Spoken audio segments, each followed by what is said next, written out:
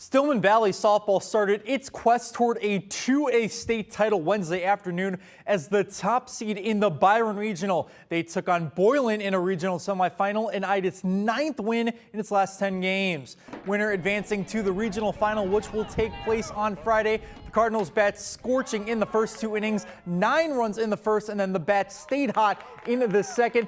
Olivia Wynn smokes one to right center field, hitting the fence. It is an RBI double for the freshman, and then Audrey Payne's going to tally an RBI herself on a double to right center. She's one of 2 seniors on the team and trying to leave it all out onto the field every game that she has left. Titans, though, conceded the first 2 runs on errors, and then a pass ball would add another here. And then Kaya Hildreth Stellar in the circle for relief. She strikes out the side in the 3rd. Cardinals will play Mendota in the finals at 5:30 p.m. Friday after a 17-run win.